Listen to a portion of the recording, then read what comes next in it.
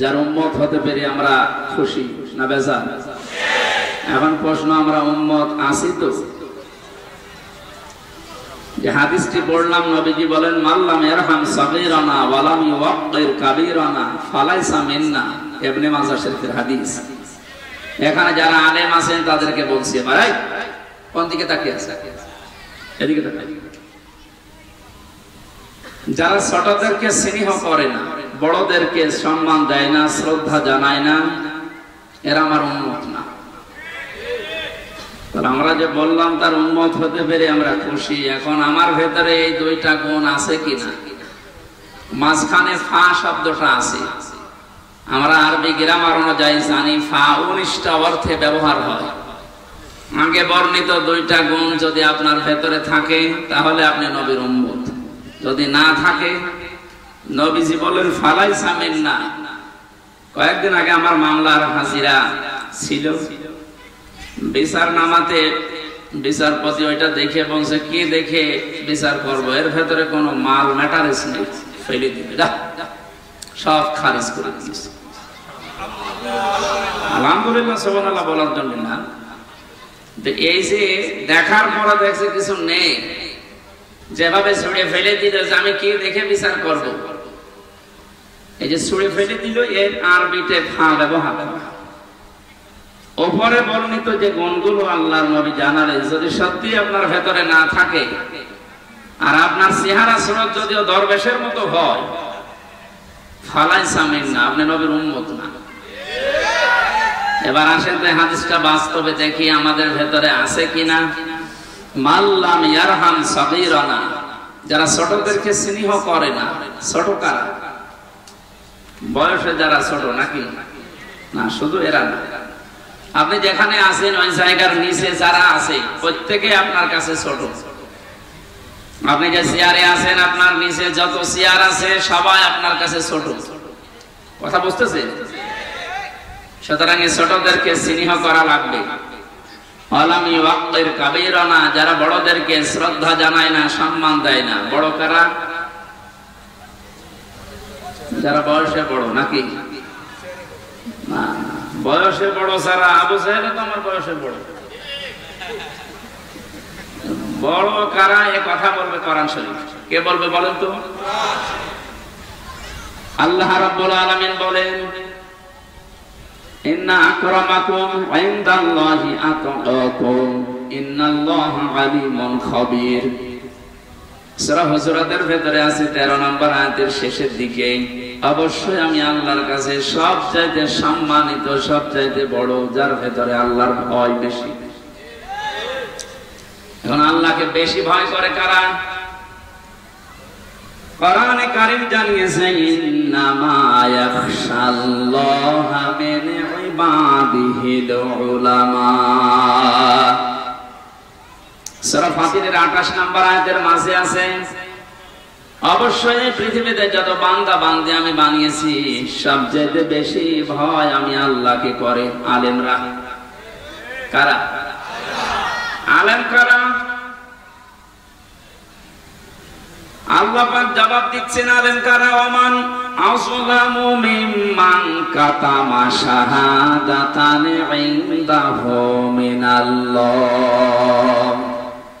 সূরা বাকারা প্রথম নাম্বার পারার 20 নাম্বার পৃষ্ঠার 13 নাম্বার লাইনের 140 নাম্বার আয়াতের মাঝের অংশে আছে।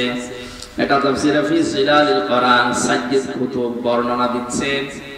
আল্লাহ বলেন, এই পৃথিবীতে আমার দৃষ্টিতে আসলাম ইসমে তাফসীল, এটা এর চাইতে বড় শব্দ আরবিতে আর নেই। সুপারলেটিভ ডিগ্রি বলা হয় ইংরেজিতে।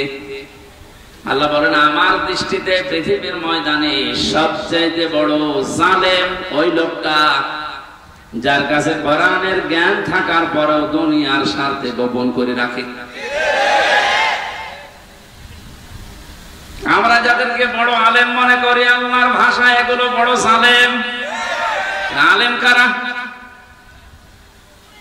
আয়াতের ব্যাখ্যা করতে গিয়ে মুহাদ্দিসির গ্রাম লিখেছেন, পৃথিবীর ময়দানে যে ব্যক্তি আল্লাহর কালাম নিয়ে চিন্তা ভাবনা করে আর হালালকে হালাল জানে, হারামকে হারাম জেনে ছেড়ে দেয়, এবং আল্লাহর ইবাদতে নিজেকে নিয়োজিত রাখে, এই মানুষটা আল্লাহর কাছে আলেম। দ্বিতীয় হাদিসে আয়াতের পক্ষে এসেছে, আল্লাহর নবী বলেন কিয়ামতের দিন আল্লাহ যখন বিচার আরম্ভ করবেন, প্রথম নাম্বারে আল্লাহ পাক নিজের সামনে মানুষকে দাঁড় করাবেন, সির্ফ একা একা। কোরআনে কারীম জানিয়েছে, ওমা কুল্লুহুম আতিহি ইয়াউমাল কিয়ামাতি ফারদা। সূরা মারইয়ামের 95 নম্বর আয়াতে আছে, কিয়ামতে প্রতিটি মানুষ আমি আল্লাহর সামনে দাঁড়াবে। কয়জন করি? বলো বলো। আপনি নিজের কাছে এবারে একটা সামনে নিয়ে ভাবেন তো, কিয়ামতের প্রথম বিচারের যে ধাপ শুরু হবে, বাংলাদেশে আমরা বিচার দেখি কয়েক রকম। নারায়ণগঞ্জের ম্যাজিস্ট্রেট কোর্টে একরকম বিচার হয়, এরপরে আছে জজ কোর্ট, এরপরে আছে হাই কোর্ট, এরপর আছে সুপ্রিম কোর্ট। রায় এদেশে 4 প্রকার হয়। ম্যাজিস্ট্রেট কোর্ট থেকে যদি আপনি ন্যায় বিচার না পান, বলতে পারবেন না যে আমি ন্যায় বিচার পাইনি, আমি এই বিচার মানি না। এটা বললে আপনার বিরুদ্ধে মামলা হবে, রাষ্ট্রদ্রোহী। এতটুকু বলার ক্ষমতা আপনার আছে যে আমি ন্যায় বিচার পাইনি, আমি ওপরে যাব। যান, কোথায় যাবেন? জজ কোর্টে যান। জজ কোর্ট থেকে যদি আপনার বিরুদ্ধে রায় আসে, আপনি এতটুকু বলতে পারবেন যে আমি ন্যায় বিচার পাইনি। যদি বলেন এ বিচার আমি মানি না, মামলা হয়ে যাবে। কথা বুঝতেছেন? এরপরে আরেকটা জায়গায় যান, হাইকোর্টে। ওখান থেকে যদি রায় আসে, আপনি বলতে পারবেন আমি মানি না, বলা যায় এতটুকু যে আমি ন্যায় বিচার পেলাম না, আমি আরো উপরে যাব। জানার একটা ধাপ আছে সুপ্রিম কোর্ট, ওখানে আবার 2 ভাগ। এখান থেকে প্রধান বিচারপতি যিনি এখন দায়িত্বে আছে, উনি যদি একবার আপনার বিরুদ্ধে রায় দিয়ে দেয়, আর আপনি যদি বলেন মানি না, এদেশে হয় থাকতে দেবে না, নাই জেলখানায় দিয়ে দেবে। তাহলে এদেশের রায়ের ধাপ আমরা পেলাম 4টা। কিয়ামতেও তো আল্লাহর বিচার ব্যবস্থা যখন আরম্ভ হবে, আল্লাহ পাক বলেন আমার বিচারের ধাপ হবে 2টা। একটা নাম্বারে মানুষকে আমি একা একা ডাক দেব, কেউ থাকবে না তার সাথে। মা তাযালু কদামা বানি আদম আবদি ইয়াউমাল কিয়ামাতি হাত্তা ইসআলান খামসিন আন উমরিহি ফিমা ফানা ওয়া আন শাবাবিহি ফিমা আবলা ওয়া আম্মালিহি মিন আইনা ইকতাসাবাহু ওয়া ফিমা আনফাকাহু ওয়া আন ইলমিহি মাযা আমিলা ফি। মুত্তাফাকুন আলাইহি। বুখারী মুসলিমের যৌথ হাদিস এটা। আল্লাহ পাক বলেন প্রত্যেকটি বনি আদম সন্তানকে আমার সামনে দাঁড় করাবো, ওর আশেপাশে কেউ থাকবে না, ও আর আমি ছাড়া। 5টা প্রশ্ন করব একে একে। সঠিক জবাব দেওয়ার আগে সামনেও যেতে পারবে না, পেছনেও যেতে পারবে না, জায়গায় দাঁড়িয়ে থাকবে। নারায়ণগঞ্জবাসী, এই হাদিসটা এবার নিজের সাথে একটু দাঁড় করান। আপনি মনে করেন একা একা দাঁড়িয়ে আছি আল্লাহর সামনে। আমার এখন 33 বছর বয়স, আপনার তো 50, 60, 70, 80 বছর। বলেন তো এখন যদি আপনার 80 বছরের জবাব আল্লাহ জিজ্ঞাসা করে, জবাব দেওয়ার মতো জীবন আপনি তৈরি করেছেন? মাঝে মাঝে একা একা থাকলে আমার মনে হয় আল্লাহ পাক যদি বলে হামজা 2024 সালের আগস্ট মাসের 31 তারিখ পর্যন্ত তোরে মাফ করে দিলাম, যা। শুধু সেপ্টেম্বরের 1 থেকে 17, এই 17 দিনের জবাব দিয়ে জান্নাতে চলে যা। আমার তো মনে হয় 17 দিনের জবাব এখনো আমার ঠিক করা সম্ভব হয়নি। আপনারা পারবেন? হ্যাঁ, আপনারা 72 রাকাত নফল নামাজ পড়েন, পারবেন না? নারায়ণগঞ্জবাসী, আমি আমার ঈমান থেকে কথা বলছি। আমি যেটা বাস্তবে দেখতে পাচ্ছি, কোরআনের চোখ লাগিয়ে এইটা জানাচ্ছি। কাবা শরীফ তাওয়াফ করার সময় দেখছিলাম 6ষ্ঠ চক্করে মানুষেরা একটা দোয়া আল্লাহকে শোনাচ্ছে। হাজরে আসওয়াদ থেকে রুকনে ইয়ামিনী এই জায়গাটা পার হওয়ার সময় দোয়াটা মানুষ পড়ে। আল্লাহুম্মা ইন্না আলাইয়া হুকুকান ফীমা বাইনি ওয়া বাইনিকা। ও আমার মালিক, আমি তোমার গোলাম, তোমার ঘর সামনে নিয়ে আমি ঘুরছিলাম, তাওয়াফ করছিলাম, প্রদক্ষিণ করছিলাম। একটা কথা কিন্তু আমি জানিয়েছি যে আমি তোমার মালিক, গোলাম, তুমি আমার মালিক। এই দুইজনের ভেতর অনেক দিন পাওনা আছে। আমি গোলাম হিসাবে যা যা তোমার কাছে পাবো সব তুমি দিয়ে দিয়েছো। তুমি নেই থেকে আমাকে হামজা বানিয়েছো। কোন নাম পরিচয় আমার দুনিয়ায় ছিল না। হাল আতা আলাল ইনসানি হিনুম মিনাদ দাহরি লাম ইয়াকুন শাইআম মাযকুরা। কোন নাম পরিচয় আমাকে উল্লেখ করার মতো কিছু ছিল না দুনিয়ায়, সেখান থেকে তুমি আজ আমাকে হামজা বানিয়েছো।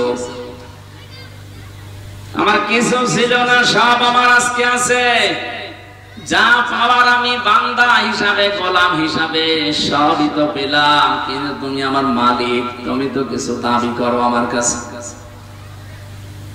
আমি দাবি অনুযায়ী তোমাকে কিছুই দিতে পারিনি, তবে একটা সম্পদ আমার কাছে আছে, সে সম্পদের নাম তুমি আমাকে মাফ করে দাও।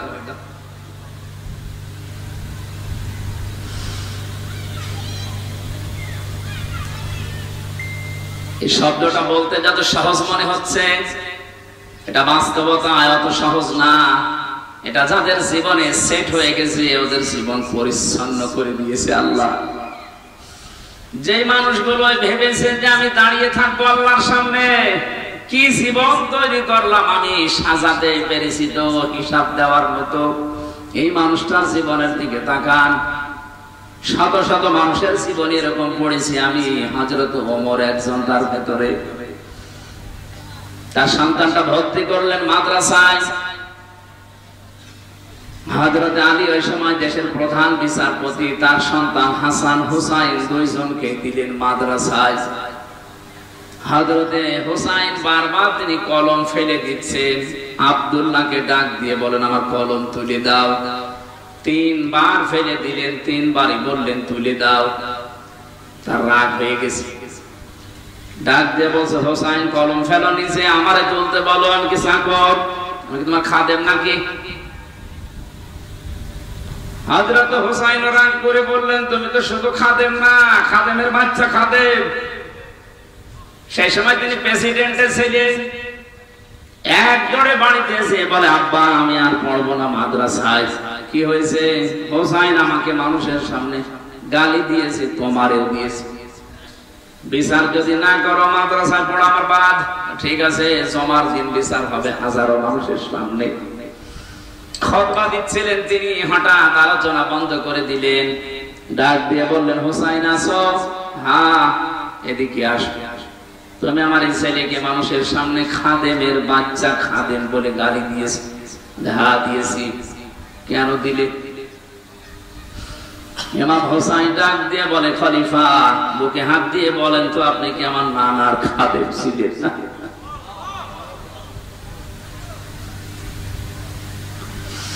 হযরত ওমরের কথা বন্ধ হয়ে গেছে, চোখ দিয়ে দরদর করে পানি ঝরছে। সামনে ডেকে বললেন এদিকে আসো, যে কথা বললে এটাকে লিখে দিতে পারবে? কাগজ কলম নিয়ে আসেন। খেজুরের পাতা নিয়ে এসেছে, উনি লিখে দিলেন ওমর আমার নানার খাদেম ছিল, আমি দেখেছি। ইতি হুসাইন ইবনে আলী। সই করে দিলাম যা। কাগজটা হাতে নিতে চুমা খেলেন। ডাক দিয়ে বলেন নবীর সাহাবীরা বিচার হয়ে গেছে, আর কিছু লাগবে না। ছোট মানুষ তো হুসাইন বোঝে না, আব্দুল্লাহ বোঝে না, বলে বাবা বিচার তো শুরুই করলে না, হয়ে গেল কি করে? হযরত ওমর বলে সন্তান যে বিচার করেছি দুনিয়া না আখিরাতে কাজে লাগবে। আমি যখন মারা যাব এই কাগজটা আমার কাফনের ভেতরে দিয়ে দিও। ময়দানে মানুষেরা যখন আল্লাহ পাক তার বিচারের প্রথম স্টেপে আমাকে ডাকবে, জীবনের কিছু যদি আল্লাহর ভালো না লাগে, এই কাগজটা তুলে দেখাবো মাবুদ আমার জীবনের কোনো কিছু যদি তোমার কাছে কবুল না হয়, পছন্দ না হয়, এই কাগজটার দিকে একটু তাকাও, তোমার নবীর নাতি লিখে দিয়েছে আমি নবীর খাদেম ছিলাম, এই ওসিলায় হলে তুমি আজকে আমারে মাফ করে দাও। হিসাবে শব্দটা শুনতে যত ছোট মনে হচ্ছে, বিশাল ব্যাপার এটা।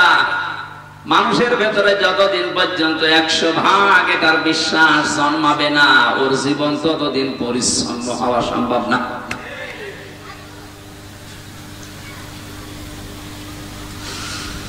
বিচারের প্রথম ধাপে যেহেতু আল্লাহ আপনাকে একা ডাকবেন, কেউ সাথে থাকবে না, 5 নম্বর যে প্রশ্নটা, এইটাই আমার আসল বিষয় আজকে।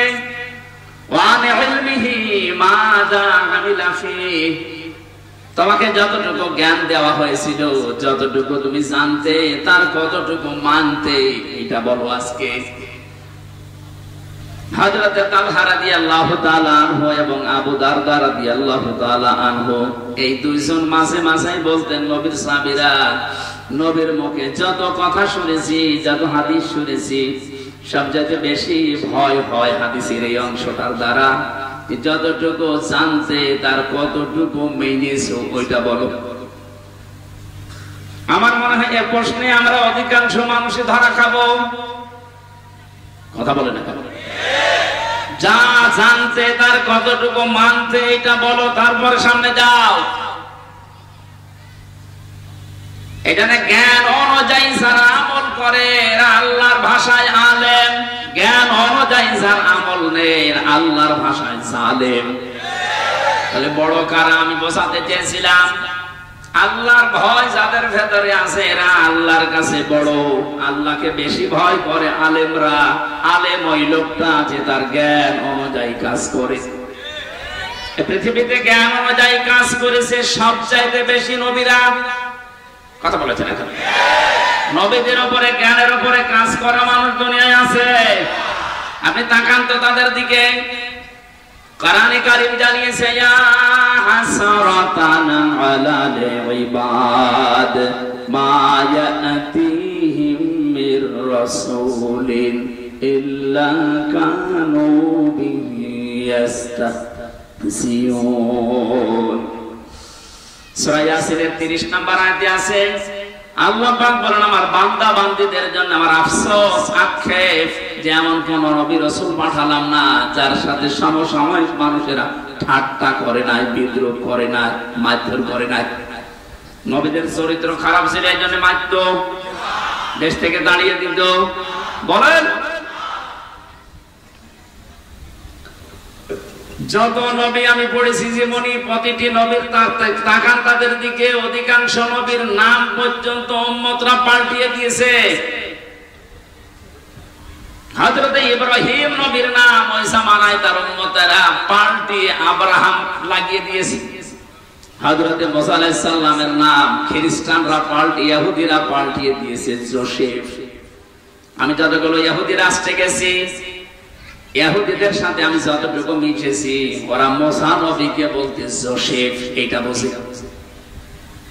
খ্রিস্টানদের সাথে যত মিশেছি, ওরা হযরত ঈসা আলাইহিস সালামের নাম পাল্টিয়ে দিয়েছে যিশু।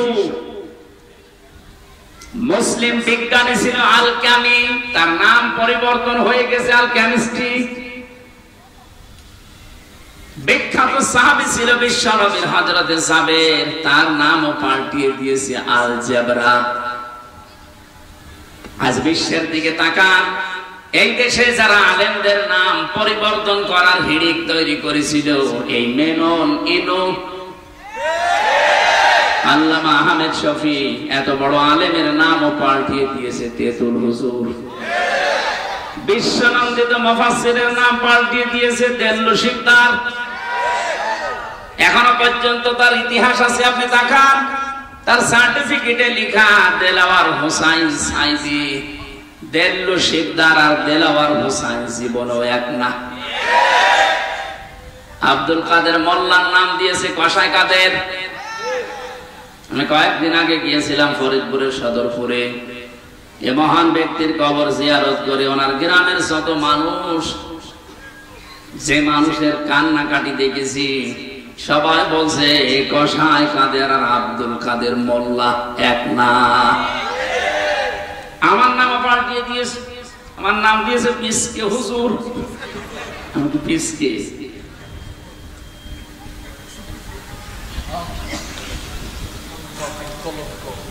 এই যে নাম সারা পাল্টিয়ে দেয়, পরিবর্তন করে দেয়, এ মানুষগুলো আল্লাহর বা আল্লাহর নিজের কাছে তারা জালেম। সূরা হুজুরাতের ভেতরে আছে যারা মানুষের নাম পরিবর্তন করে দেয়, এই মানুষগুলো যদি তওবা না করে, আমাল্লাম ইয়াতুব ফাউলাইকা হুমুজ জালিমুন, যে মানুষগুলো নাম পরিবর্তন করে মানুষকে ডাকো, যদি তওবা না করো তোমরা জালিম হয়ে মারা যাবা। আমরা বিশ্বে এখন তাই দেখতে পাচ্ছি। যারা এই কাজ করেছিলেন তওবা করেন। আলেমদের নাম যারা পরিবর্তন করে তালিকা করছিল, এক একজনের নাম এক এক রকম দিয়ে তালিকা করেছিল 116 জনের। আল্লাহ এত বেশি অপমান করেছে তারে, যেমন মুন্সিগঞ্জে বাড়ি, কালামানিক, ওর বিসি পর্যন্ত উড়ে গেছে। সুপ্রিম কোর্টের একজন বিচারপতি এত নিচে আল্লাহ নামাবে আমিও কোনোদিন কল্পনা করি নাই। কলা পাতায় শুয়ে আছে। আমার মনে হয় পৃথিবীতে আল্লাহ যদি আমাকে আর কিচ্ছু না দেখায়, আমার কোনো আফসোস নেই। কালা মানিককে আমি যা দেখেছি, আলহামদুলিল্লাহ।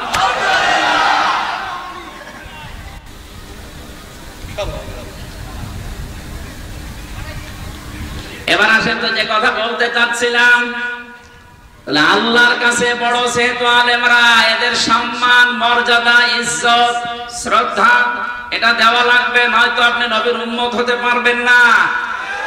15.5 বছর আমরা এটা দেখেছি। যারা আল্লাহর কোরআনের জ্ঞান, নবীর হাদিসের জ্ঞান থাকার পরে গোপন করে রেখেছে দুনিয়ার স্বার্থ পেয়ে, তাদেরকে আমরা দেখেছি অনেকে আলেম মনে করতে, অথচ আল্লাহর ভাষায় ওগুলো বড় জালেম। আর যারা জ্ঞান অনুযায়ী আমল করতে গেছে, তাদের তো শ্রদ্ধা সম্মান দূরের কথা, এত নিচে নামিয়েছে অত্যাচারে। আমি নিজে সাক্ষী, 3টা বছর আমার সাথে যা করেছে, সাধারণ মানুষের সাথে এরকম করে না। ওরা আলেম দেখলে দায়িত্ব দিছ হিন্দুদের। আমার দায়িত্ব পড়েছিল দেবদুলাল, সুব্রত বালা, চণ্ডীদাস, কি সুন্দর নাম না? দেখলেই বোঝা যাচ্ছে যে আমার প্রতি রহম করবে। আচরণই ওই রকম।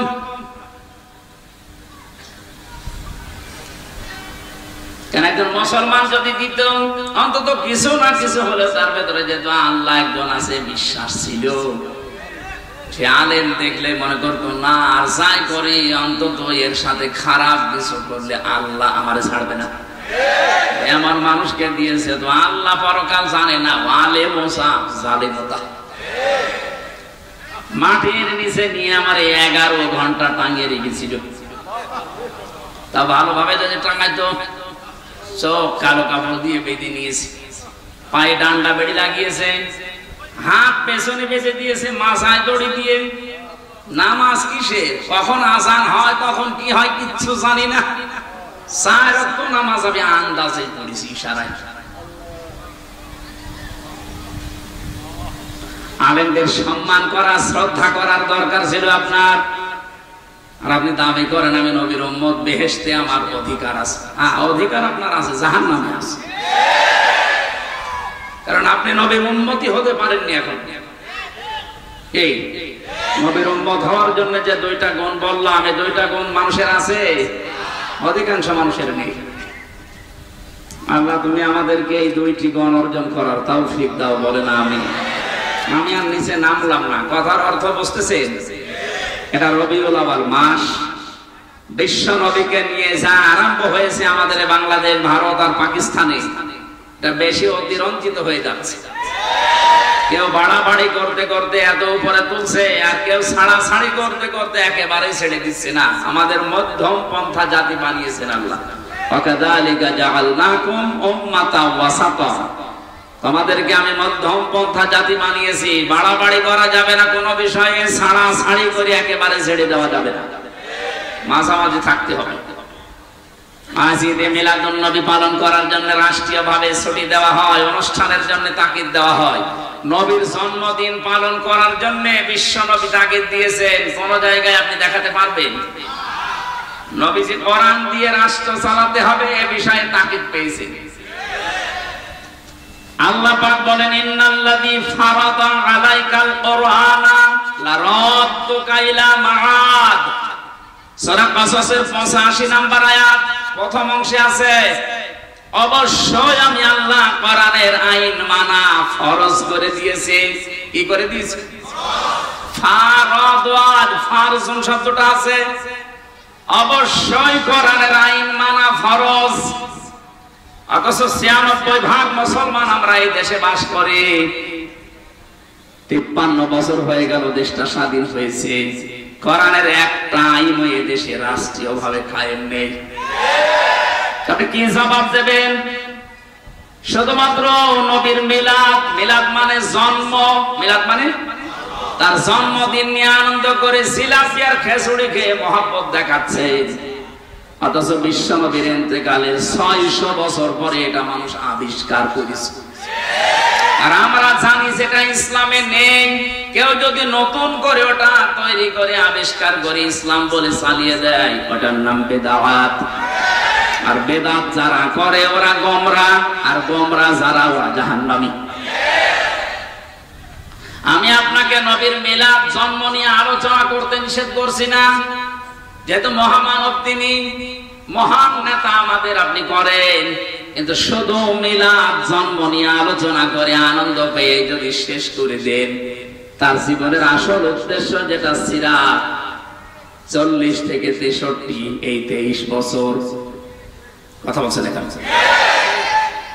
আপনি 1 থেকে 40 বছর পর্যন্ত যদি মোহাম্মদ ইবনে আব্দুল্লাহকে না মানেন, আপনি জাহান্নামে যাবেন, এমন কথা কোরআন হাদিসে নেই।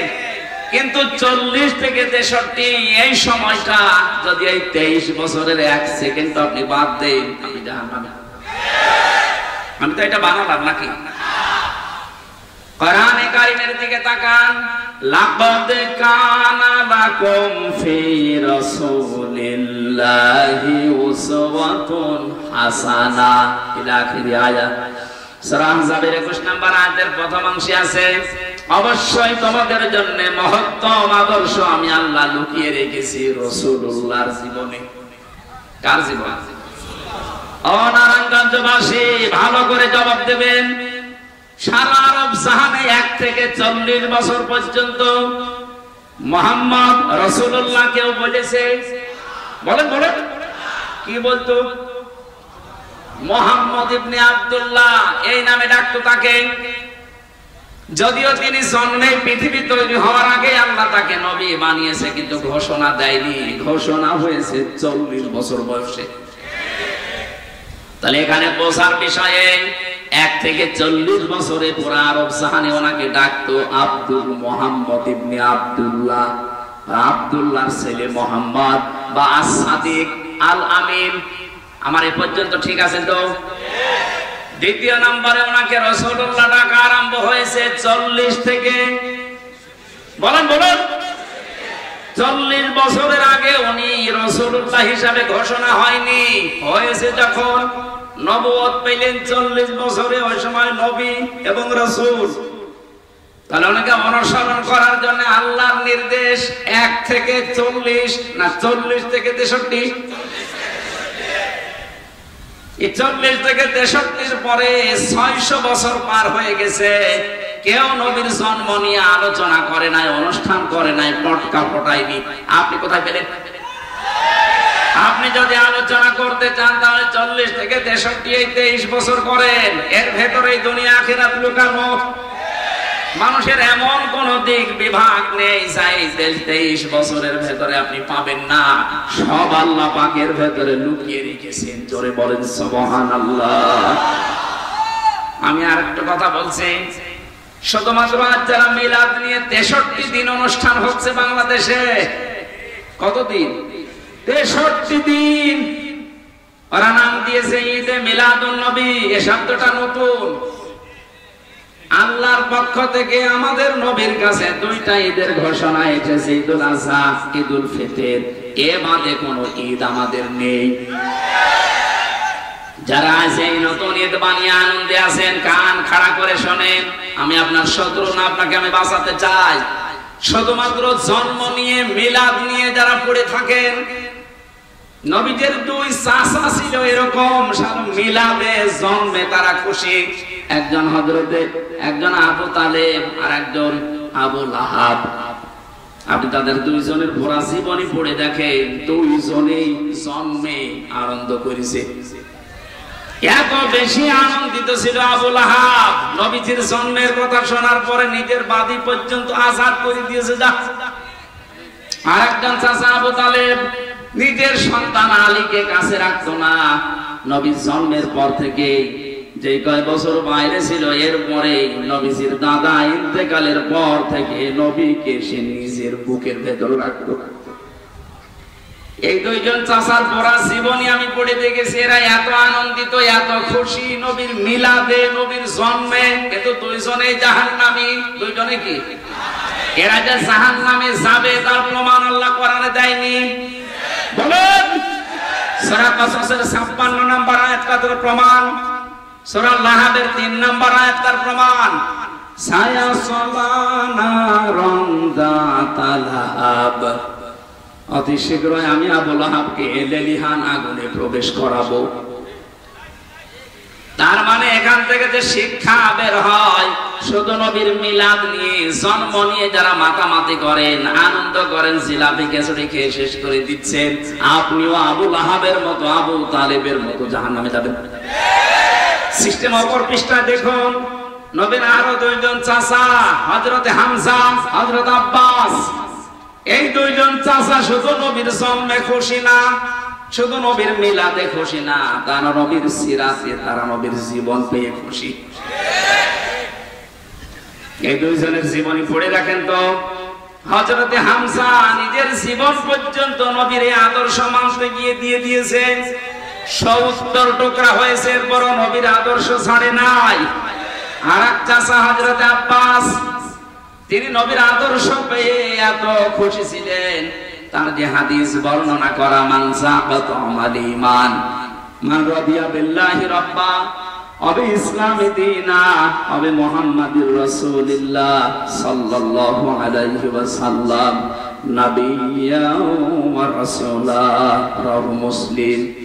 হযরতে আব্বাস বলেন, কেউ যদি দুনিয়া ঈমানের স্বাদ পেতে চান, তাহলে আল্লাহকে রব পেয়ে খুশি থাকেন, ইসলামকে জীবন ব্যবস্থা পেয়ে খুশি থাকেন, আর মুহাম্মদ রাসূলুল্লাহকে নবী এবং রাসূল হিসাবে পেয়ে খুশি থাকেন। তিনি যদি খুশি না থাকতেন, এই কথা তিনি বলতেন? বলেন বলেন, তিনি কি বললেন শেষে? নাবিয়্যা ওয়া রাসূলা। যারা মুহাম্মদকে নবী এবং রাসূল পেয়ে খুশি, তাহলে উনি নবী এবং রাসূল হয়েছিলেন কত বছর বয়সে? আরো জোরে, 40 থেকে 63 আপনাকে মানা লাগবে। সেই নবীর জীবনে আমি 31টা পাঠ পেয়েছি।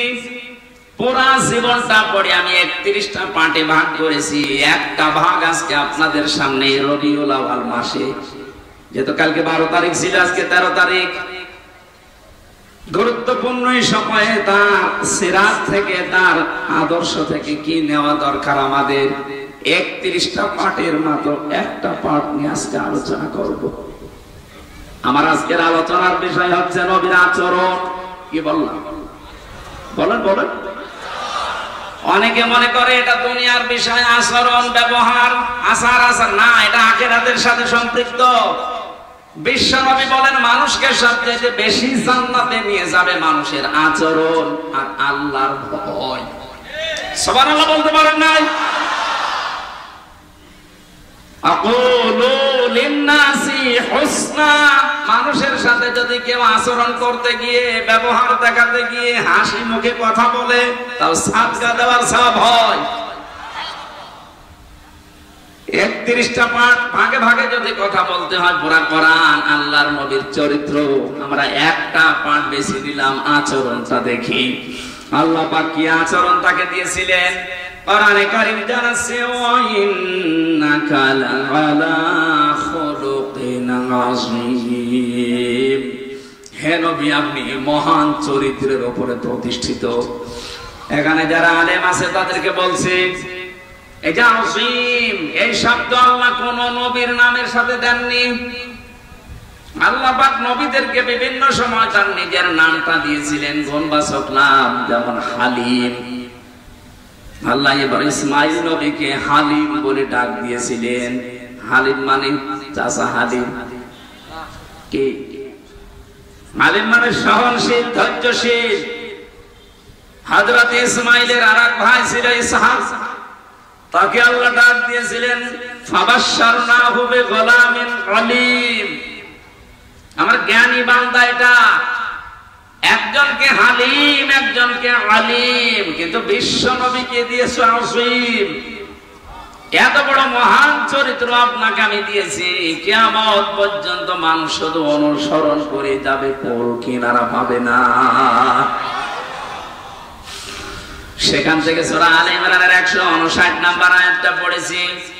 বিশ্ব নবীর আচরণ, তার ব্যবহার কেমন ছিল, তার জীবনের প্রতিটি পদে পদে আমাদের জীবনকেও আমরা মিলাতে চাই। কথা বলেন ঠিক কিনা? আল্লাহ পাক বলেন ফাবিমা রাহমাতিন মিনাল্লাহি লিনতা লাহুম ওয়ালাউ কুনতা ফাসসান গালিযাল কলবি লানফাদ্দু মিন হাওলিক। আল্লাহর যত রহমত, এই পৃথিবীতে যত রহমত আল্লাহ দিয়েছেন, তার ভেতরে অন্যতম দয়া রহমত আপনার প্রতি এই যে আপনি মানুষের সাথে কোমল আচরণ করেন, নরম আচরণ করেন। আপনার যদি ভাষা কর্কশ হতো, আপনি যদি বদ মেজাজি হতেন, আপনি যদি খিটখিটে মেজাজের হতেন, আপনি যদি কঠোর হৃদয়ের অহংকারী হতেন, তাহলে মানুষ আপনার চারিপাশ থেকে দূরে চলে যেত।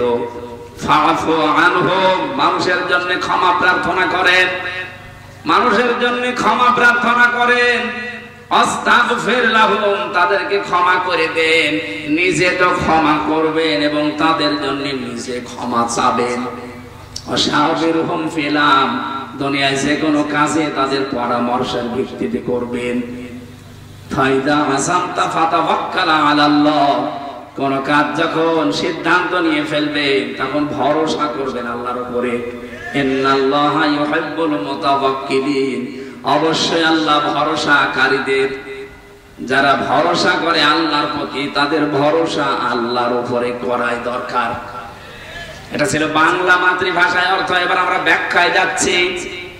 নবীজিকে আল্লাহ যত দয়া দেখিয়েছেন, যত গুণ দিয়েছেন, তার ভেতরে অন্যতম গুণ এইটা, তিনি কোমল হৃদয়ের ছিলেন, নরম, সফট, কোমল। এত নরম ছিলেন নবীজি, তার আচরণ ছিল নিজের শরীরের সাথে, পরিবারের সাথে, শিশুদের সাথে, মুরব্বীদের সাথে, বন্ধুদের সাথে, স্ত্রীদের সাথে, মেয়েদের সাথে, মা বাবার সাথে, যুদ্ধবন্দীদের সাথে, প্রতিবেশীর সাথে, এমনকি শত্রুদের সাথে। এরকম 27টা বিষয় আমি পেয়েছি। তাফসীরে ফি জিলালিল কোরআন ইবনে কাসির মুফাসসিরিন ইকরাম যেভাবে সাজিয়েছেন, আমরা কোরআনে কারীম থেকে ওইভাবে আমাদের জীবনে নবীর জীবন মিলাতে চাই। আমাদের আদর্শ কি কারো বাবা? বলেন বলেন। আমাদের আদর্শ কারো স্বামী, কারো চাচা? আমাদের আদর্শ একমাত্র, কেবলমাত্র, শুধুমাত্র বিশ্ব নবী মুহাম্মদুর রাসূলুল্লাহ সাল্লাল্লাহু আলাইহি ওয়াসাল্লাম। কালকে ধর্ম উপদেষ্টা ঘোষণা দিয়েছে, এদেশ থেকে যদি টাকা পাচার বন্ধ করতে চান, এদেশ থেকে যদি চাঁদাবাজি বন্ধ করতে চান, কিয়ামতের আগে বন্ধ করতে পারবেন না, যতদিন পর্যন্ত বিশ্ব নবীর আদর্শ কায়েম না হবে। টাকা পাচার বন্ধ হয় না, চাঁদাবাজি যে বন্ধ হয় না, এটা 5 তারিখের পর থেকে আমরা অনেকে দেখেছি। কথা বলেন না কেন? এর আগে ছিল যেভাবে প্রকাশ্যে, হয়তো 5 তারিখের পরে অনেকে গোপনে আরম্ভ করেছিল। প্রকাশ্যে গোপনে কোন চাঁদা এদেশে হবে না, যদি নবীর আদর্শ এদেশে কায়েম করা যায়। আর এটা কায়েম করবে ফেরেশতারা।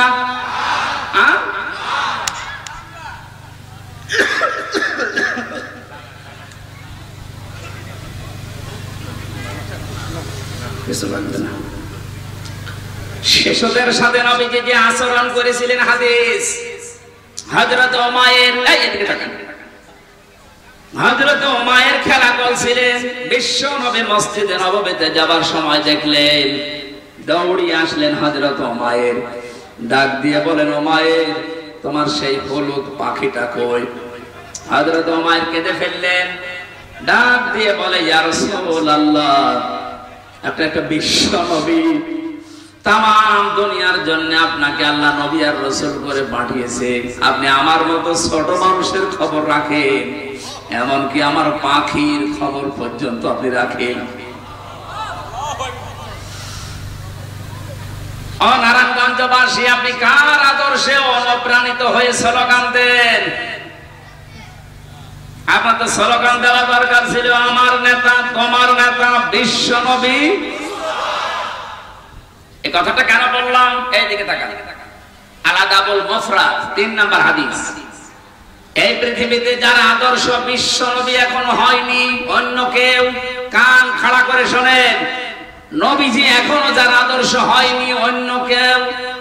আপনি মারা যাবেন, আপনি নামাজ পড়তে পারেন, রোজা রাখতে পারেন, দাড়ি রাখতে পারেন, চোখ বাগায় দিয়ে হজ করতে পারেন, এখনো যদি আপনার আদর্শ নেতা বিশ্ব নবী না হয়ে অন্য কেউ হয়, আপনি মারা যাওয়ার সঙ্গে সঙ্গে বিনা বিচারে, বিনা হিসাবে জাহান্নামে নিয়ে আসেন। কোন মহারতে নিয়ে আসবেন? এবার নিয়ে আসেন। আপনার কোনো বিচার নেই, কোনো হিসাব নেই। এখন যদি বলেন এত শক্ত করে বলছেন কেন? হ্যাঁ, কেন বলছে এবার তাকান। এই দুনিয়ায় একজন মানুষকে আল্লাহ নেতা বলে ঘোষণা দিয়েছেন, ডাক দিয়েছেন, ইয়াসিন, হে নেতা। পৃথিবীর কারো নামে এই শব্দ আল্লাহ দেয়নি। কোরআন শরীফের ভেতরে আল্লাহ 7টা নামে নবীকে ডাক দিয়েছেন, বিশেষ করে তার ভেতরে ইয়াসিন 1 নাম্বার, 2 নম্বরে তাহা, 3 নম্বরে আব্দুল বা আব্দুল্লাহ, 4 নম্বরে মুদাসসির, 5 নম্বরে মুজাম্মিল, 6 নম্বরে আহমদ, 7 নম্বরে মুহাম্মদ। এই 7টা নামে আল্লাহ বিশেষ করে ডাক দিয়েছেন, তার 1 নম্বরে ইয়াসিন। আল্লাহ ঘোষিত নেতা একজন। কয়জন? আপনার বিবেকে নাড়া দেয় না? এই একজনকে বাদ দিয়ে আপনি কার সামনে ঘোরেন, কার পেছনে থাকেন? পাগল হলেও তো কাজ করা ঠিক না। আশা করছি সব ভুলে যাবেন। এই পৃথিবীতে বিশ্ব নবী ছাড়া আমরা কাউকে আদর্শ নেতা মানি না। এখন যদি বলেন তাহলে ইসলামী দলে দেশে যারা আছে তারাও তো তাদের নেতা আছে। হ্যাঁ, আমরা ওই নেতাকে মানি যে নেতা আল্লাহ রাসূলকে দেখে দেখে চলে। বলেন, আপনি তাকান, এমনও মানুষ আছে যার সামনে দেখলে রাত 12টার পরে তার মাটিতে ঠিক মতো পা পড়ে না, রিকশা ছাড়া বাড়ি যেতে পারে না, কি কি লাল লিপ পানি খায়। কথা বলছে না কেন? খেজুর গাছকে ধাক্কা দিয়ে বলে, বড় ভাই সাইড দেন, আর কতক্ষণ দাঁড়াবো। এই লোকটা যদি হয় আপনার আদর্শ, কোরআনে কারীম কি জানিয়েছে? ইয়াউমা নাদউ কুল্লা উনাসিন বিইমামিহিম।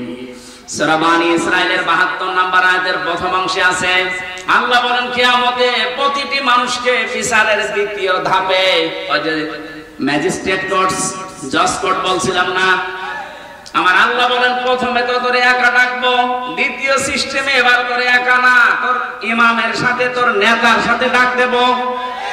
নারায়ণগঞ্জবাসী, আমি বিবেককে প্রশ্ন করছি, আপনার যে নেতার আদর্শ মতো চলেন আর গর্ব করে বলেন আমি অমুক নেতার সৈনিক, বলেন তো ওই লোকটা কিয়ামতে আপনার সামনে থাকবে, আপনি থাকবেন পেছনে? যেই লোকটা আপনার সামনে, যার চরিত্র আপনি জানেন, কথা বলছেন কেন, যার সুরাত সিরাত আপনি দেখেছেন, সে যে কি করে আপনি এতদিন পর্যন্ত দেখতেছেন, এই লোকটার সামনে পেছনে আপনি, ওকে যদি আল্লাহ কিয়ামতে দেখে, আপনার কি মনে হয় যে আল্লাহকে মাফ করবে? ওর সূরাত সিরাত থেকে তো আল্লাহর রাগ হয়ে যাবে। ওর রাতের চরিত্র একরকম, দিনেরটা আর একরকম। আপনি নিজে এখন বলছেন ঠিক আমাকে মাফ করবে না, তাহলে আসেন কেন? এই মুহূর্তে সিদ্ধান্ত পাল্টান। যাকে দেখলে অন্তত আল্লাহর মায়া লাগবে এরকম নেতা দেশে নেই। আমার নিজের দেখা, আমি নিজে জেলখানার ভেতরে দেখেছি। তার সূরাত সিরাত, তার আমল, তার তাওয়াক্কুল, আল্লাহর প্রতি ভরসা, ইখলাস।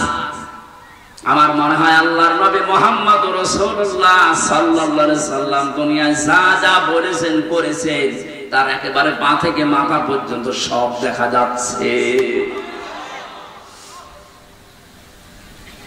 যাকে দেখলে আল্লাহর কথা মনে হয়, আল্লাহর জিকির স্মরণ হয়। আর আমি এমন নেতার আদর্শ মানি যার ভেতরে নবীর কোন সুন্নত নেই, আদর্শ নেই, ও দেখলেই মনে হয় টাটকা একটা শয়তান। খালি 72 রাকাত নামাজ হিসাব পড়ে, তাছাড়া কিছু নেই।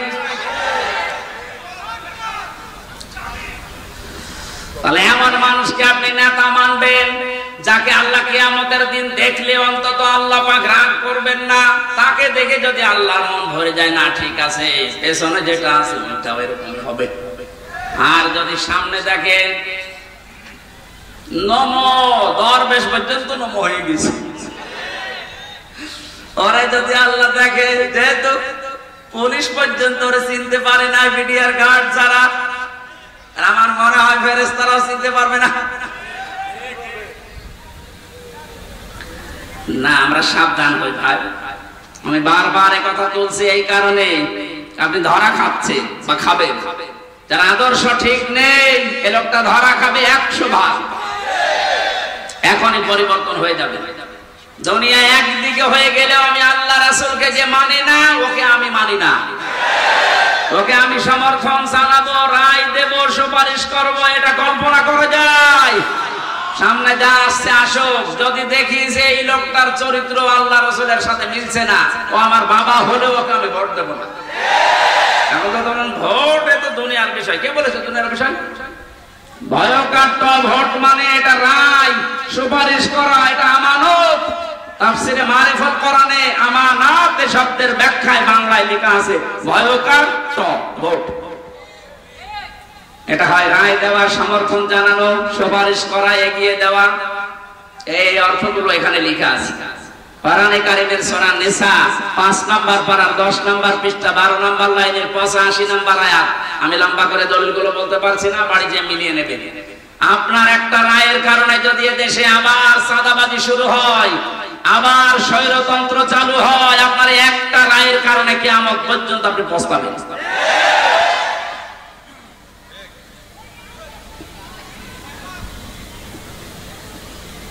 বৌমা এসেছে, কেবল বাসর ঘরে প্রবেশ করেছে, দাদি শাশুড়ি এসে বলছে আমার কিন্তু পতি চাই।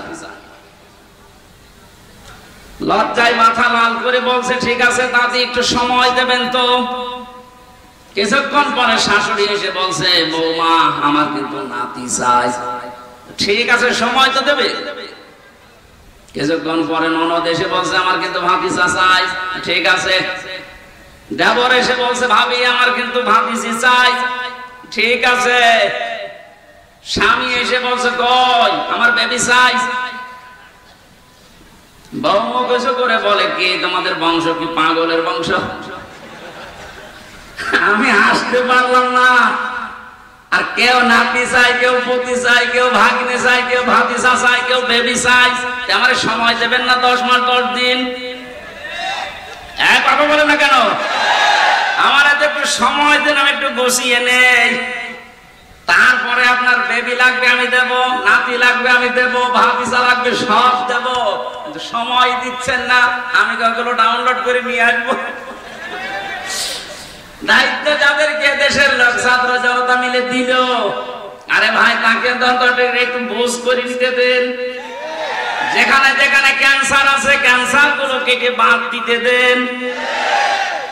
এই অবস্থায় যদি দেন নির্বাচন দিয়ে দিলাম কি হবে? অধীনের ঘটনাটি হয়ে যাবে আবার। এখানে ছাত্র জনতা এদেশে যে 9 দফা দিয়ে আমাদেরকে স্বাধীনতার স্বাদ এখন দেখিয়েছে, আমরা ওই 9 দফার বাস্তবায়ন চাই। তাদের প্রথম দফা হচ্ছে বৈষম্য থাকবে না। আমার মামলা যেহেতু খারিজ হয়ে গেছে, আমি মনে করলাম আদালতকে জিজ্ঞাসা করি, আজকে যেমন আপনি বললেন এর কোনো মাল নেই, কি দেখে বিচার করছেন? 3 বছর তো আপনার কাছে আমার মামলা ছিল, তখন তো কিছু বলেননি। এই কথাই আমার বলতে যে হুজুর আমার হাত বাঁধা ছিল। কি ছিল? আমরা চাই এই দেশে কারো হাত এভাবে যেন বাঁধা না থাকে। 1628টা চেয়ার এই দেশে, কত? তাই বলে এই চেয়ার না, এই চেয়ারের তো কোনো দাম নেই। 1628টা চেয়ার এই দেশে, খালি একটা চেয়ার খোলা ছিল আর 1627টা চেয়ার বাঁধা ছিল। এই জন্য এত দুর্নীতি। 1628টা চেয়ারই যদি খোলা থাকতো একটা চেয়ারের মতো, এই দেশে কেউ দুর্নীতি করে ছাড় পেত না। একটা দেশ কতটা রসাতলে গেলে কেন্দ্রীয় মসজিদের ইমাম পর্যন্ত পালিয়ে যায়। বাইতুল মুকাররমের ইমামও পালিয়ে গেছে। আর কোথায়, আর কে পালাবে না বলেন? বাকিগুলোর তো ভয় একটু আছে, ওই ইমামই যদি পালিয়ে যায়, মুসল্লি তো আগে পালাবে। এই জন্য আমরা যেহেতু প্রথম দফায় দিয়েছি যে বৈষম্য থাকবে না, কারো হাত বাঁধা থাকবে না, সব হাত খোলা থাকবে। 2 নম্বরে সংস্কার যখন আরম্ভ হয়েছে, রাষ্ট্র সংস্কার, এদেশে এখন 1628টা চেয়ারে যারা আছে, জালেমদের দোসর হিসাবে যারা ছিল, একটাকেও এই চেয়ারে আমরা দেখতে চাই না। এই চেয়ার থেকে সবগুলো অপসারণ করে বৈষম্যের শিকার যারা যারা ওএসডি হয়েছিল তাদেরকে ওই চেয়ারে বসান।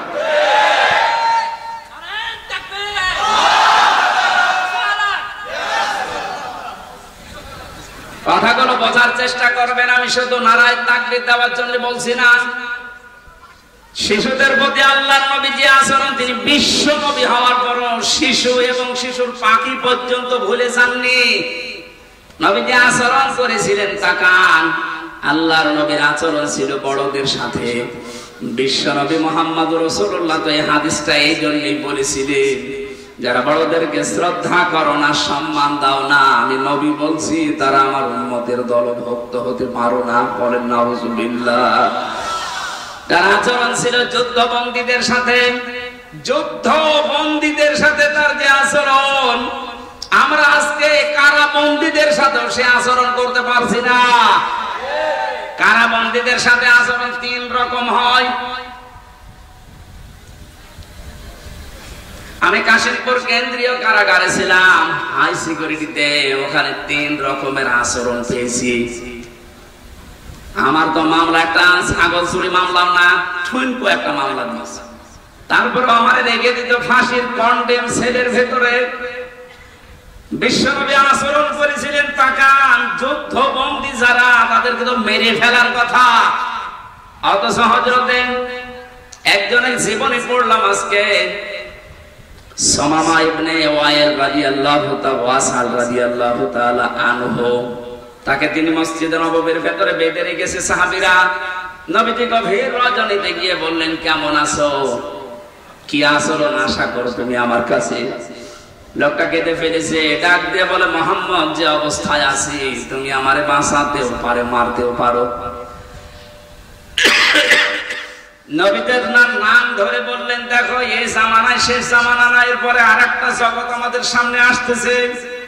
ইসলামের যে সৌন্দর্য গুলো তার সামনে তুলে ধরলেন, একটা একটা করে।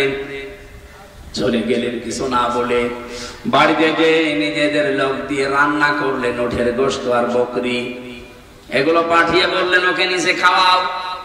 সাহাবীরা নিজে খাওয়িয়েছে। দ্বিতীয় দিন নবীজি নিজে উঠের দুধ দহন করে গরম অবস্থায় তার কাছে পাঠালেন। মানুষ জামাইদেরকে এত আদর করে না, কথা বলে না কেন? কি করেছিলেন? যুদ্ধবন্দীদের সাথে আচরণ, আর আমরা কারাবন্দীদের সাথে কি আচরণ করলেন আপনি জবাব দেবেন কি? আমার উপর থেকে নির্দেশ দিত সিসি ক্যামেরা দিয়ে 24 ঘন্টা ফাঁসির কন্ডেম সেলের ভেতরে তালাবদ্ধ করে খাবার যেন আমাদের কাছে ভালোটা না যায়, ওটা উপর থেকে বসে বসে দেখতো। অথচ এখন যারা রিমান্ডে আছে, দরবেশ, এই আনিসুল, এমেনুল, ইনু, এদেরকে নাকি বাড়ির খাবার খাওয়ানো হচ্ছে, এসি ঘরে থাকতে দিয়েছে। কারা দায়িত্বে আছেন আমি জানি না, প্রকাশ হয়ে যাচ্ছে। কিন্তু বাংলার ছাত্র জনতা যদি একবার আবার রুখে দাঁড়ায়, চেয়ারে কিন্তু আর থাকতে পারবেন না। জালেমরা যা করেছিল, কোরআন যেহেতু জানিয়েছে ওয়াইনা কাবতুম ফাকিবু বিমিসলি মা উকিবতুম বি, যতটুকু তোমার সাথে করেছে অতটুকু করো। অন্তত আমরা অতটুকু চাচ্ছি, বেশি করার দরকার নেই। 11 ঘন্টা টাঙিয়ে রাখেন শয়তানদের। ব্যারিস্টার আরমানের মতো 8 বছর মাটির নিচে আয়না ঘরে একটু আটকিয়ে রাখেন, খেলা বুঝবে যে কারে কয় দুনিয়া। আবার স্ট্যাটাস দেয় কি করেছি, আমার এই কুকুরের মতো দাঁড়িয়ে দিল। কি করেছেন টের পাচ্ছেন না? এদিকে আসেন, মানে চট করে ঢুকে পড়বো। আসেন, চট করে ঢুকে পড়াচ্ছে। সারা বাংলাদেশের 18 কোটি মানুষ যদি আপনাকে মাফ করে দেয়, ব্যারিস্টার আরমানের বউ আপনাকে মাফ করবে না। আয়না ঘরের সাথে যারা জড়িত একটারও কোনো ক্ষমা নেই, কারণ এগুলো মানুষ না, এগুলো কুলাঙ্গার আর জানোয়ার। আমারে মাটির নিচে নিয়েছে আচরণ করতো, আমার মাঝে মাঝে আমার তো কষ্ট হইতো, মাঝে মাঝে মনে হয়তো আল্লাহ ও চাকরি গেল, ও বাড়ি যে ওর বোর কাছে থাকে কি, ওর তো ঘুম আসার কথা না। আমার সাথে মুফতি ফখরুল ইসলাম ছিল, ওরে নিয়ে মাঠের নিচে আয়না ঘরে এই পার ভেতরে হাত দাস, এখানে হাত দিয়ে সামনে রড, এই রডের সাথে ধরে হাতে তালা লাগিয়ে, তাহলে 1-2 ঘন্টা 5 ঘন্টা 24 ঘন্টা তালা লাগানো, মাত্র 1.5 মিনিট সময় দিত টয়লেট করে। আর খাবার যা দিত, মাখানো খাবার, মনে হচ্ছে যে 4-5 জন মাখিয়ে এক জায়গায় রেখে দিয়েছে, পেল পার লেখা না পারলে না খা। আপনি নবীর মিলাদ পড়তে পাগল হয়ে আছেন, নবীর এটা এটা সিরাত না, নবীর আদর্শ না এটা। তিনি যুদ্ধ বন্দীর সাথে কি করলেন, আর আপনি কারা বন্দীর সাথে, তা তো অন্যায় ভাবে। ব্যারিস্টার আরমানকে, আমান আজমিকে, আমির হামজাকে, মামুনুল হককে যে মামলা দিয়েছেন, একটা মামলাও টিকছে। আজ তো আমি বেকসুর খালাস পেয়ে গেছি, তাহলে আমি এই দেশে আদালত কর্তৃক প্রমাণিত যে আমার কোনো দোষ নেই। সুতরাং বিনা দোষে 3টা বছর যা করেছেন, আমিও চাই মামলার আয়ু থেকে শুরু করে ওই যে হাত খোলা ছিল এটা পর্যন্ত যারা এর সাথে জড়িত প্রত্যেককে আমি চাই 3 বছর করে আমার মতো জেল দেওয়া। শুধু আমি না, 1,10,000 মানুষ এখন সারা বাংলাদেশে জেল কাটতেছে, বিশেষ করে মিডিয়াররা এ বেকার আটকে রেখেছে। যারা এই সমস্ত মিথ্যা মামলার সাথে জড়িত, মামলার আয়ু থেকে শুরু করে একেবারে উপর পর্যন্ত যারা নির্দেশ দিয়েছে, 1 টাকাও যেন ছাড়া না হয়, কারণ এদের ছাড় নেই বলে মাফ করে দিলাম। কিসের মাফ? জালেমদেরকে যদি কেউ মাফ করে দেয়, সে যেন মজলুমের উপরে অবিচার করে। আপনি তো টের পাচ্ছেন না যে স্বামী ছাড়া থাকা কি কষ্ট, ব্যারিস্টার আরমানের বউটের বীজ। আপনি তো জানেন না সন্তান ছাড়া থাকা কি কষ্ট, আমি টের পেয়েছি। আমার ছোট মেয়েটা এখনো আমার চেনে না, ওর আমি 1 বছর রেখে এসেছিলাম, বের হয়ে যে দেখো 4 বছর বয়স, ও আমার চেনে। আমি যেদিন জেল থেকে বাড়ি গেছি, বলছে হুজুর আমাদের বাড়ি চলে। তার মানে ওর মনে হচ্ছে যে এরকম হুজুর বহু আসে, এও একটা হুজুর।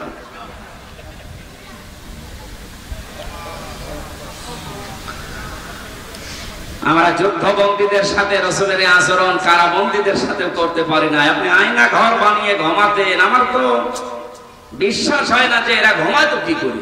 মনে হয় হয় লাল পানি খেত, নাই ঘুমের বড়ি খেত।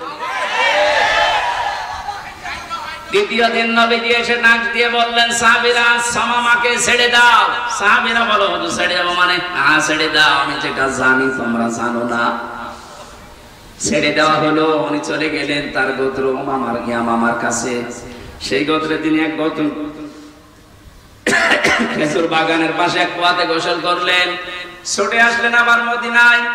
বিশ্ব নবীকে বলে, হে রাসূল, আমি চিন্তা ভাবনা করতে করতে গিয়েছিলাম, আপনার ওই আচরণ আমার মনে পড়ছিল 3 দিনে, আমি আর নিজেকে কন্ট্রোল করতে পারি না, আপনি আমারে কালেমা পড়িয়ে দেন।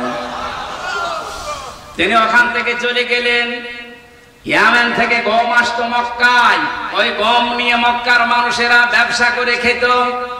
উনি বললেন ওখানে যেহেতু বহু অমুসলিম আছে, ইসলামকে তারা বিশ্বাস করে, আল্লাহর বিরুদ্ধে তারা দাঁড়িয়েছে, শিরিক করে, আমি তাদের জন্য এই গম আসা বন্ধ করে দিলাম। কারণ তিনি ধনী মানুষের সন্তান ছিলেন, তিনি লিডার ছিলেন একজন। শেষ পর্যন্ত মক্কার মানুষের খাবার দাবারই বন্ধ হয়ে গেল। এই যে মানুষের খাবার আটকে দিয়ে স্যাংশন দেয়, আমেরিকা যেটা একটা দিচ্ছে না, বিশ্বনবীর হস্তক্ষেপে শেষ পর্যন্ত এটা আবার চালু হয়। নবীজি যুদ্ধবন্দীদের সাথে যে আচরণ দেখিয়েছিলেন, আমরা আজ যদি বাংলাদেশে যারা বিরোধী দলে আছে এই মানুষগুলোর সাথে ওই আচরণ করতে পারতাম, প্রত্যেকে আপনার দলের লোক হয়ে যেত। আমরা পারি না। পশু পাখির সাথে নবীজি যে আচরণ করেছিলেন, একটা পশু এসে কাঁদছিল নবীর কাছে, নবীজি ভাষা বুঝতেন, সাহাবীকে ডাক দিয়ে বললেন, তোমার এই পশুটা আমার কাছে নালিশ দিয়েছে তোমার বিরুদ্ধে, কি আচরণ করেছো তার সাথে? তুমি নাকি আজকে সারাদিন তাকে খাবার দাওনি, অথচ খাবারের পরিবর্তে খালি কাজ করিয়েছো। যদি এর সাথে আচরণ করে থাকো, কিয়ামতের দিন তুমিও আল্লাহর দরবারে মামলার আসামি হবে। অন্যান্য বিশ্বে আমি যখন উন্নত বিশ্বের দিকে যখন নিজে ঘোরার জন্য গিয়েছি, দাওয়াতের জন্য গিয়েছি, ওই সমস্ত দেশে দেখতে পেয়েছি গাড়ি ঘোড়া যখন চলে, যদি রাস্তায় একটা সাপ ফানা তুলে দাঁড়ায়, কয়েকশো গাড়ি দাঁড়িয়ে গেছে, সাপটা নিরাপদে চলে যাবে, বিড়ালের বাচ্চা নিরাপদে চলে যাবে, এরপরে গাড়ি যাওয়া আরম্ভ হয়। কেন? তাদের কাজ নেই, গুরুত্বপূর্ণ কাজ সব স্টপ, যেন একটা পশুর ক্ষতি না হয়, একটা ফুল বাগান ফুলের গাছের ক্ষতি না হয়। তারা নবীর হাদিসটা মেনে চলে, যদিও নবীকে তারা বিশ্বাস করে না, কিন্তু আমরা নবীকে বিশ্বাস করার পরও তার এই আচরণ কাজ করতে পারি না। একটা বেশ্যা মহিলা শুধুমাত্র একটা পশুর সাথে ভালো আচরণ করার কারণে জান্নাত পেয়ে গেছে। একটা নামাজি মহিলা একটা বিড়ালের সাথে খারাপ আচরণ করার কারণে আল্লাহ পাক জাহান্নামী বলে ঘোষণা দিয়েছে।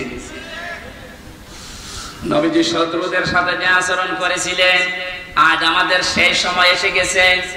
বিজয়ের সময় বিশ্ব নবী মুহাম্মদ রাসূলুল্লাহ দেখেছেন, ওরা থরথর করে কাঁপছিল। নবীজি বললেন, লা তাসরিবা আলাইকুমুল ইয়াউম ইযহাবু আনতুম মুতলাকা, যাও আজকে সবাইকে আমি মুক্ত করে দিলাম, কারো প্রতি কোনো অভিযোগ নেই।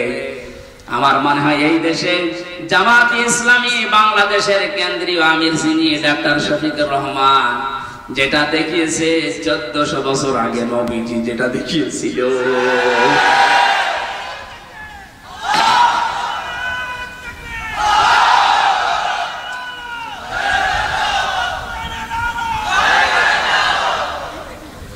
প্রত্যেক জায়গায় নবীজির এই কমলতা আমরা পেয়েছি। আল্লাহ পাক বলেন, নবী আপনার আচরণ যদি কর্কশ হতো, আপনার চরিত্র যদি শক্ত কথা যদি আপনি বলতেন, তাহলে আপনার আশপাশে আপনি মানুষকে ঘেঁষতে দেখতেন না, সব পালিয়ে যেত। সুতরাং আপনি কয়েকটা জিনিস অবলম্বন করেন। আপনার যখন হৃদয় আমি কমল করে দিয়েছি, আপনি ক্ষমা করে দেন তাদেরকে, ক্ষমা চান আপনি তাদের জন্য আল্লাহর কাছে, এবং নিজেও ক্ষমা করে দেন। আজ যারা দায়িত্বে আছে আহ্বান জানাবো আয়াত দিয়ে, যারা ভুল করেছে, যা ভাবাই করেছে, আজ আমরা এই আয়াত অনুযায়ী রবিউল আউয়াল মাসে তাদেরকে ক্ষমা করে দিলাম এবং তাদের জন্য ক্ষমা চাচ্ছি আল্লাহর কাছে। আর এর বাস্তব প্রমাণ দেখিয়েছেন ডাক্তার শফিকুর রহমান। যত অত্যাচার জুলুমে 15.5 বছরে করেছিলেন, আল্লাহর জন্য মাফ করে দিলাম। কিন্তু যারা ভিকটিম, তারা যদি নিজেরা অত্যাচারিত হওয়ার কারণে কিছু করে, আমরা তাদেরকেও সাহায্য করব।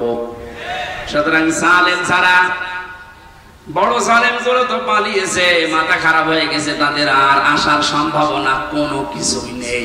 কারণ আসলে এ দেশের জনগণ পিটিয়ে মেরে ফেলবে। ছোটখাটো জালেম যারা আছেন, তারা এখন যেহেতু তাওবার দরজা বন্ধ হয়ে যায়নি, ফিরে আসেন।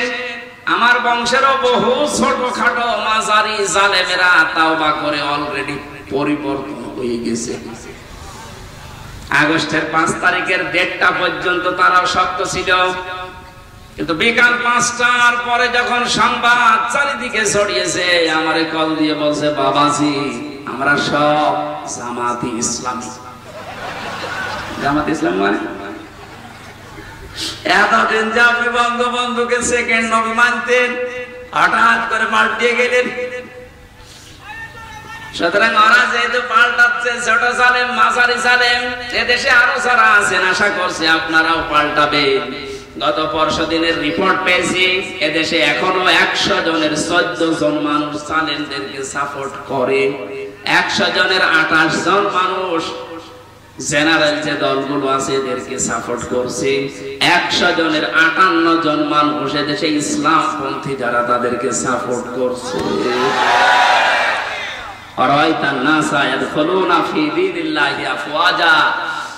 আপনি দলে দলে পালে পালে মানুষ ইসলামে আসতে দেখবেন, সেই দৃশ্য এখন আরম্ভ হয়ে গেছে।